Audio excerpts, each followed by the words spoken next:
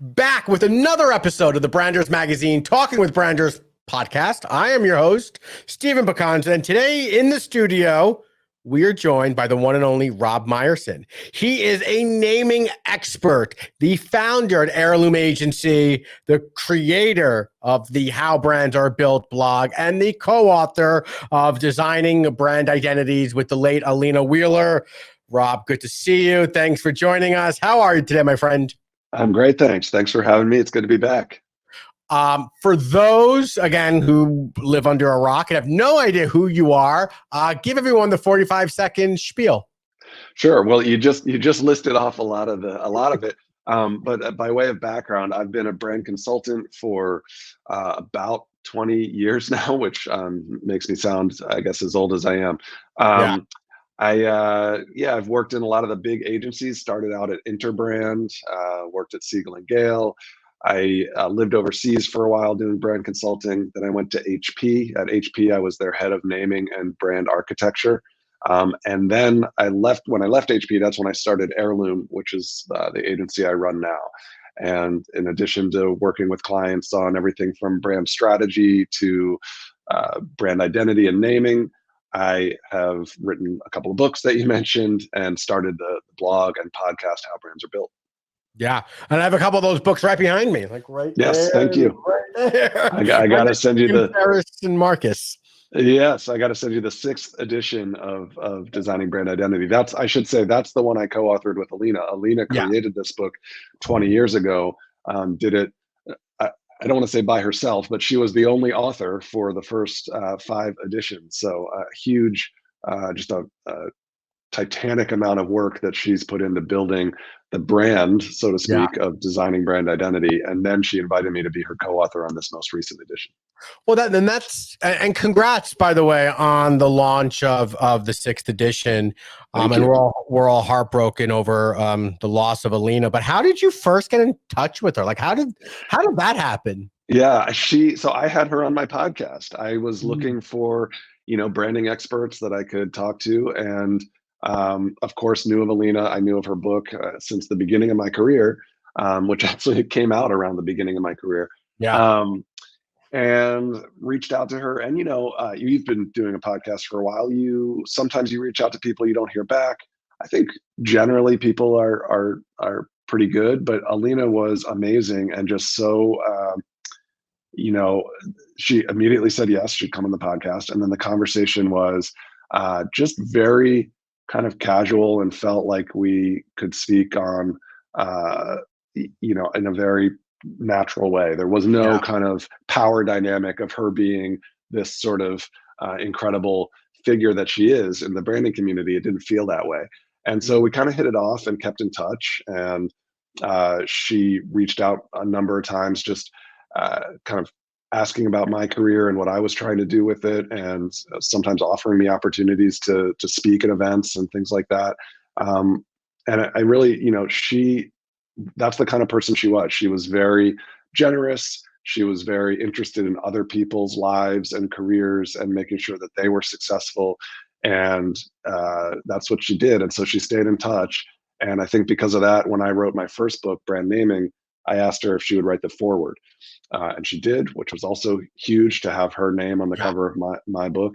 And I believe that because of all of that and the opportunity to write together, and the more she got to know about my experience and my interest in branding, and really kind of understanding the world of branding and teaching about branding, she felt like I might be a good co-author on the 6th edition. Your first book was brand naming. You do a lot of strategy work. You do a lot of architecture work. Yep. But the book is geared around designing brand identities. Now, for those that don't know, like identity could be messaging, could be naming, could be all of it. But like at first, were you apprehensive? Like, I'm out of my comfort zone? Yeah, no, I pushed back when she invited me to do this. I was very conflicted because obviously I saw this as a huge opportunity. I wanted to work with Alina also, as an opportunity on a professional level and on a personal level. But I said, I think you need somebody who really can if not a designer themselves, somebody who has some authority when speaking about, this is the greatest design work of the past 5 years, or these are the design trends that we need to be watching. And so we did actually talk to a couple of people about maybe joining me, and we would have 3 authors, or on future editions when because Alina's plan was to have this be her last edition that she was involved in, and then I was going to take it over.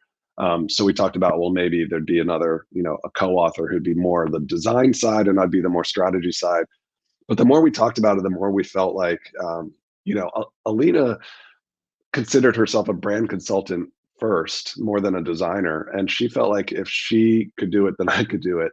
And to your point, while the title is Designing Brand Identity, this book really covers everything in the branding process, from research and sort of management of design resources, and just figuring out what the strategy is, all the way through to creating touch points like uniforms and livery for vehicles, and everything. So because of the breadth of the book, and because of the fact that that breadth requires you to go talk to other experts anyway, we both felt like it could work. And yeah, there's no one person who's expert on everything in this book. Right. So inevitably you're calling other people and asking them for input on different parts of the book. The spectrum of branding, right? Like it's such a wide spectrum. And did prior to you getting involved with Alina and with the book, were your ideas on how strategy fit into identity change? Like, did you used to think strategy and identity were one thing, but now after work on the book, you have changed? I think that I have a deeper understanding of some of the intricacies of different parts of the process. There were spreads in this book about usability testing, about really kind of breaking down different types of research and different ways of looking at strategy that maybe I hadn't looked at that deeply in my career. And so again, calling on market research experts, usability testing experts, crisis communications is a part of the book. I don't know, I've never worked in PR. And so getting that depth of understanding at kind of a granular level about things which before I understood that they existed, and kind of how they worked and where they fit in the process, I didn't have that depth. That was the big shift for me. I do think that since early in my career, I've always thought of identity, to your point earlier, as being much more than visual. And Right. that's really important, and definitely is sort of one of the ethos, or sort of main points of this book, is that we talk about verbal identity, naming, of course. We talk about sonic identity. We have a whole spread on that. We actually added a spread in this edition of the book about other senses. So we talk about taste and smell. And it really goes all the way from sort of those strategic ideas that sit behind the brand out to some of the actions that you take as a brand. All of that is part of brand. And so yeah, it's definitely not limited to the visual aspect. It's like you went in, you went in with a bachelor's degree, and you left with like the ultimate PhD, or hopefully. I mean, it was a quick learning curve, because it's we're trying to put this whole book together and sort of go very broad and very deep at the same time, which is of course impossible. So it was a bit of a trial by fire, but yeah, I picked up definitely some tips, and maybe more importantly, built a network of people who know. I mean, that's really what we all need, I think, as consultants. Is you don't have to be an expert in everything, but right. if you can know people that are experts in everything, that can really be beneficial. That's absolutely right. How long was the process of? Yeah, it took. This is a beast. I mean, this isn't like one topic, one singular topic. 200 pages. Like, you were covering so much on that spectrum. It was over 2 years from start to finish. Of course, there are places in there where we're kind of paused and waiting for someone else to do something, or slow periods and fast periods. But yeah, it was about 2 years, and that includes deciding what to change in a new edition of a book, deciding where to make changes and where to leave things the same, how to make those changes, who to contact about changes. There is a lot of waiting. I was talking to Bill Kenny over at Focus Lab the other day, and he just wrote his great book about Yeah. rebranding. So for his book and my first book, Brand Naming, those are sort of brain dumps of just stuff that we kind of know from our experience. And you just sit there, you have to find time to write it yourself and get all the words on the page. This book, you're collaborating with 100 people. And so a lot of it is just the logistics of you're waiting for emails back from people or for images that they need to provide for different pages, or once they've sent the image, you need a Right. higher res version of the image. So that's part of what takes so long, more than just writing or rewriting or editing, although of course that's part of it as well. It seems like, and you know, your brand naming book came out a number of years ago, correct? 2021, I think. Yeah. 2021. Seems like the authoring of books is becoming quite the thing these days. Everyone's trying to write a book, right? I don't know. Um, I encourage it. Well, it's a slog. I think everybody kind of knows that it's not for the faint of heart. But if right. you are interested and passionate about doing it, I think it's really rewarding. It's nice to have something physical out there in the Yeah. world. It may not be rewarding from a financial standpoint. Nobody should do it thinking they're going to make a lot of money off of a book. I think that's possible, obviously, but sort of rare. I think the better reason to do it is because you have something that you want to say. Feel like people could learn something from what you're going to write, and all of those other reasons. I really enjoyed the books by Ryan Holiday. He wrote "Obstacle is the Way," "Ego is the Enemy," very stoic philosophy oriented.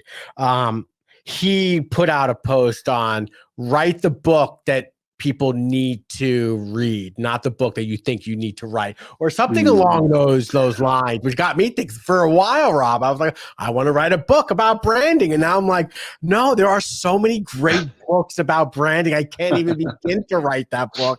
I need to Well, go somewhere else. it's funny that he said that because Alina, when I asked her why she wrote this book, she said it's the book that she wished she Yeah. had on her shelf. And that's how I felt about my naming book too. I'd read, obviously, there are other naming books, and some of them are great, although many of them came out while I was writing mine, which was frustrating. I was like, oh man, I got scooped. Right. But I still felt, and this is just because it was such a focus point for me in my career, I still felt there were things about naming that I wished had been in those other books that weren't. And so I really just felt like I got to write this book because I don't want people to read about naming and not see my chapter 3 and chapter 7, that are just like, these are fundamental things that I wish I could have read about, Yeah. 15 years ago. And so now I'm glad it's out there for people Yeah. to just be able to pick up. You mentioned earlier, and I'm really anxious to dive into the latest edition about Sonic branding. There's a lot of chatter out there about Sonic branding, which then I think goes into you also mentioned taste and touch and maybe full sensory. But let's go back to Sonic real quick. Yeah. Is it a thing for brands? And like, how aware do they need to be about audio or Sonic? It definitely is a thing for some brands. I think there are spaces in which it makes obvious sense. I mean, if you're running TV ads, you have an opportunity to run, anything from a jingle to just a Sonic logo that the Intel tones or NBC or whatever it is.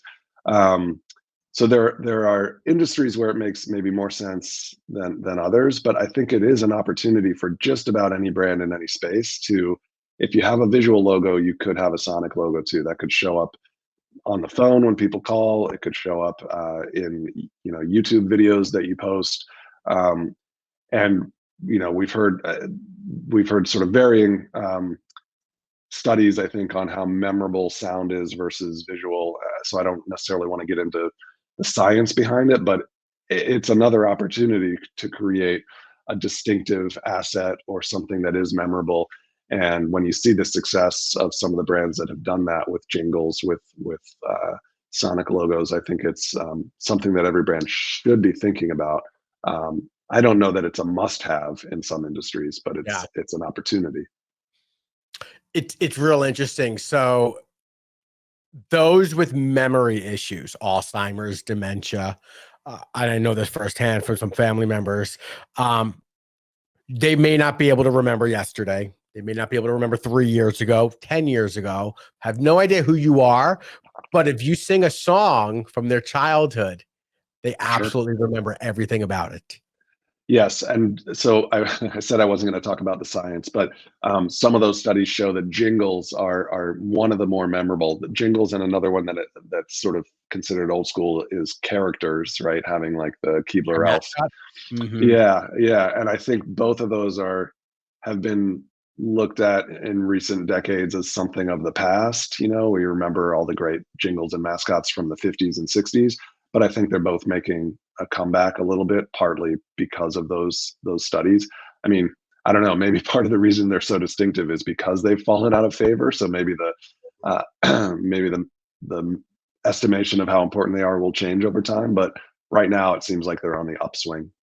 Yeah, I definitely see that with characters. I see that with mascots, especially with AI, right? There's a lot of AI, a lot of Steph Hamlick, right? Yeah, Hammerlink. Yep. Yeah, I was going to say Hammerlick, shout yeah, out to excuse me. Steph. He's done a lot of work on using AI to create different mascots, and he did a great project just for fun, creating using AI to create mascots for real brands. But Yeah, just imagine, what if YouTube had a mascot? What would it look like? it's So go incredible. go check that out. Yeah, yeah, it's fun. Incredible work by him. Mascots, they definitely intrigue me. Um, And I should say that's always been a spread in the book about characters. We've got the Pillsbury Doughboy, the Geico lizard, gecko, I guess. We added Pringles this time because Pringles was rebranded, so the Mr. yeah, Pringle. Um, that's a spread where it's in the book already. All we really did is update. We have this incredible list going all the way back to the 1800s, and we added some from the mid to late 2010s because we wanted to update and get some of the new ones in there. But yeah, to Alina's credit, she was totally on trend in the fifth edition and even before having that in there. So it's one of those things where we just go in and make updates. what about some of the other the other part of sensory Yeah. branding, like touch? Yep. So we Taste? we had a great relationship with Pepsi. I was able to get somebody over at Pepsi who was super responsive and super excited to be featured in the book. And so we had already had the Pepsi rebrand in there as an example of just a logo refresh and everything. But when we went to a page about taste and smell, we reached out again. We got an image of these. You know how potato chips sold in different countries have like weird flavor, what we would think of Yeah, as Americans as weird flavors. So right. I'd lived in China before, so I knew you could buy Lay's potato chips in China that were like fish stew flavored and things like that. And I wanted this example of how really smart global brands can localize flavors Yeah, for different markets. And so we got, I think it's like a strawberry souffle Lay's potato chips from Japan into the book. We got some scent branding from a cool agency called 12.29 that all they do is scent branding. And they created a special candle for Harrods department store that oh is yeah. just for them. And so we have that whole spread. I don't think we have an example of touch. It's hard to do touch in a book, right? But we talk about that as well. So that we have this whole spread just for the other senses, all on one spread, and then we have one for sound and obviously a lot about visuals. Yeah, that's so I remember doing a bunch of work for some MGM properties years ago and in Vegas, and hearing from them about this certain kind of scent that they spray into the lobby. Or Yep, remember like absolutely. back walking in a mall, walking by Abercrombie, it's like Oh you know God. wave of smell that would come to Yeah. you. So it's super fascinating. Where do you think strategy plays into some of these just some of these parts of branding that aren't visual? Like how much strategy? I mean, a lot of consumer research, I'm sure, but what else? Right.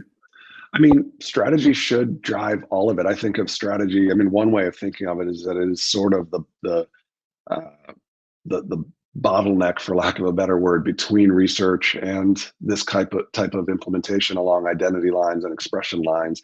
It's the choke point or bottle point is not the right word. Bottle it's not the right word because it makes it sound like it's slowing things down. But it should be the sort of nexus, right? The Yeah. distillation Mm-hmm. of all of that research into an idea or a small number of ideas that we can articulate and understand and get aligned on of this is what this brand is all about. Now let's figure out how to express that, whether it's through visuals or smell or sound or touch.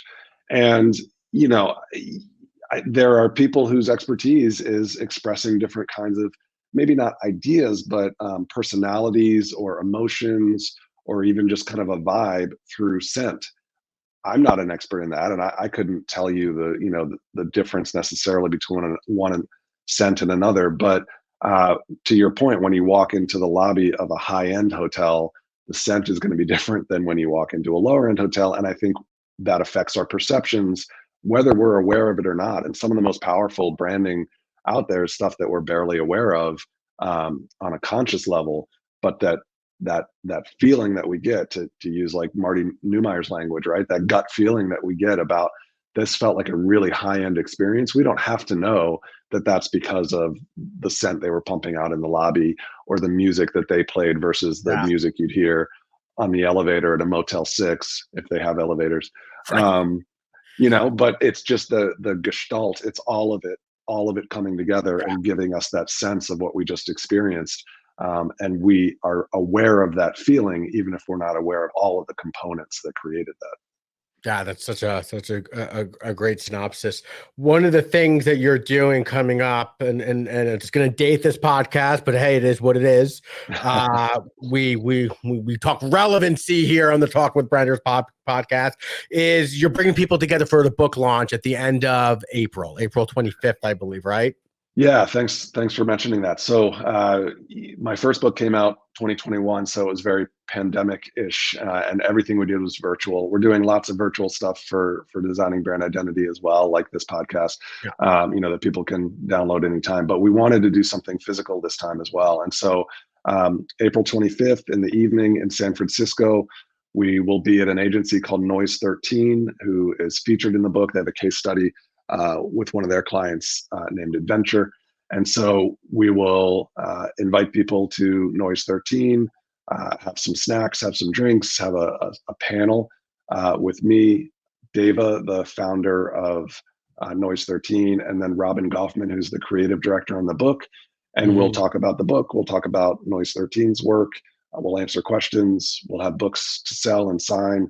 And it should be fun. So anybody who's listening who is in the Bay Area or can make it to the Bay Area on April 25th in the evening, I would love to see you there. I love that you are doing physical events, and that, like, I think the pendulum is switching. It's old school, right? Right? Is it though? Is it old school, or is it so old school new school? Exactly. We're bringing it back. I should say we're hoping to do more. I don't want to promise anything since I'm being recorded here, but we'll see maybe how it goes late April. But the tentative plan is to replicate this on the East Coast at least once. And so for anybody listening that's out that way, please follow me online, and you'll see posts about that if and when it happens. Yeah, and because I'm on record and you're on record saying it, if you do come to the Northeast, you will definitely see me there, and anything I can do to help. Absolutely. What I used to do a lot of events back in the day, and then obviously COVID, but like this idea of right, IRL, right, in real life, getting people together. And I read this interesting article yesterday. It was a Substack. I believe it was a Substack that I subscribed to on. Basically, there are some thought leaders because AI is, and the deep fakes and just how you could do voice, and you could have AI do video now, that like the hedge is in real life. Like that is where people are going to make the most, maybe be able to provide the most value and whatnot. I took that as a way, from a branding perspective, it almost feels like, it almost feels like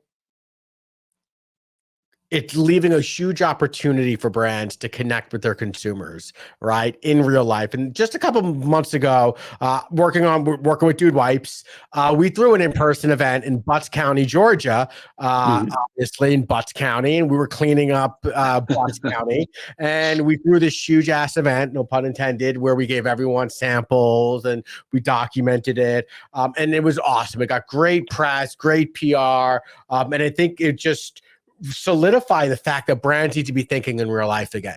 And I think it solidifies that. What's your take? Yeah, I think it's also kind of a reminder that AI, while there are all kinds of potentially existential implications of it as it gets better and better, it is also just a tool. And that if we risk sort of over rotating and thinking that it's the best or only way to do things, I think we can move in both directions. We can both experiment with things like AI. We can create these really interesting virtual events and experiences now that we couldn't before. But at the same time, we can double down on the importance of real life in-person connections and things that feel real and a little more raw. And yeah, I think you're absolutely right. There's arguably more value in those, the better that the technology gets. So I wouldn't put all your eggs in either basket. With the latest edition of the book, did you mention AI? Is AI in there? We have a whole spread on AI.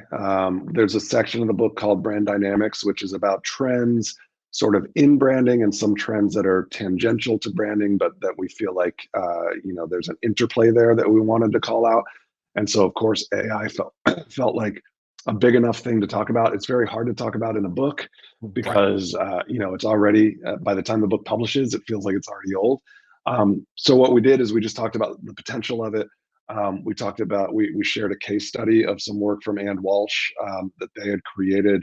It was, I think, one of the earliest examples of creating visuals for a brand using AI, DALL-E, ChatGPT type software. And so we have that in there, which I feel like is always going to be true. That's a great early example. I mean, things will just get better and better, and it'll look maybe older and older, but it's in there, and I think it's really interesting to have that. And then we just sort of take a little bit of a stance on what the benefits are, what some of the drawbacks potentially are, and call that out. We also talk about social justice as a trend that has really sort of ramped up in terms of its prevalence or recognition over the past really 2 or 3 years. And so we talk about brands like Ben and Jerry's that have always been doing things with social justice. But then we specifically talk about the murder of George Floyd and how a lot of brands reacted to that for better and worse. All the name changes that we've seen. I mean, that's of particular interest to me as a namer. So we talked about all these brands that have changed names, or in some cases, logos or mascots, to try to step away from things that they probably should have stepped away from a long time ago. So that's in there as well. And we have a number of other sort of trends and dynamics like that. Because it's so ever evolving, right? I always use this expression all the time. Like branding is almost like fashion. Like it's never over. It's never done. Not just because I bought a pair of jeans and a new pair of Adidas, it doesn't mean I'm done forever. Right. Quite the opposite. Things change and things come back again. Right. And that's why I think Alina created this whole section of the book, was to just speak to, because otherwise I think as branding professionals, we can get kind of too like heads down on things like logos and taglines and which are important, and they're definitely covered in the book. But Alina was very much someone who wanted to kind of take a step back and look at the big picture and what's influencing things like design. And therefore, how can we make sure that we're responding to those things both now and not to predict the future, but to really just kind of have our fingers on the pulse. And so that's the reason for taking that step back in the book. And speaking of keeping the finger on the pulse, I mean, I'm so excited to read this edition, but because everything changes, right? Like you have a franchise on your hand. This is now a friend, or just like Star Wars, right? There's never going to be an end because it's always going to change. So, not that I'm asking you to predict the future, but when do you think edition 7 might be coming out? Yeah, it's so funny because that's what I asked Alina when I talked to her. I said, "What's going on with the 6th edition?" And I had no idea that the answer. I mean, she didn't know either at the time that the answer Right. might be that I'd be involved. So that makes me really reluctant to predict anything. Of course. But obviously, yes, the success of the first 5 suggests that the publisher will have a vested interest in making sure that there's a 7th and maybe an 8th. Sure. I do think, the experience of updating the 6th shows me sort of the benefit of having a book that is both sort of iconic and has some of the same fundamental ideas in it, just teaching newer generations or new students of brand about those ideas, but also making updates to ensure its continued relevance. Whether that's, a lot of that is through examples, the same idea, but let's give you a much more recent, relevant example of that. And so, yeah, I think everyone's assumption is that there will be a 7th edition. The only thing I could say about timing is, I'm still promoting the 6th. I'm still tired from having done the 6th. Alina's cadence was something like roughly every 3 to 5 years. So we'll see. I don't want to say more than that. Of course. Well,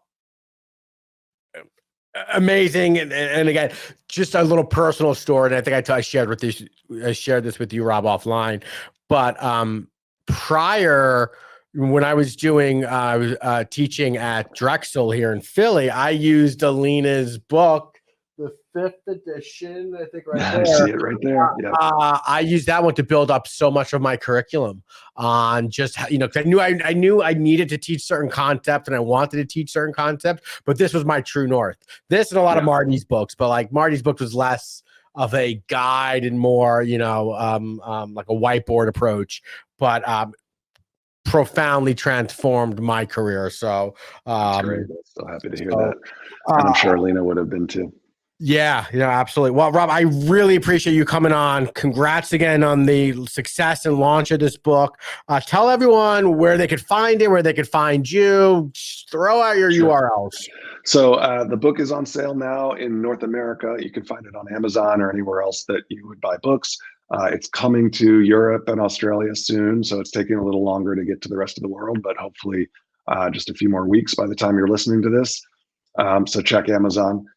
To learn more about me, you can go to robmeyerson.com, and from there you'll be able to link out to Heirloom, my agency, How Brands Are Built, my podcast and blog, and pretty much anything else that I'm working on.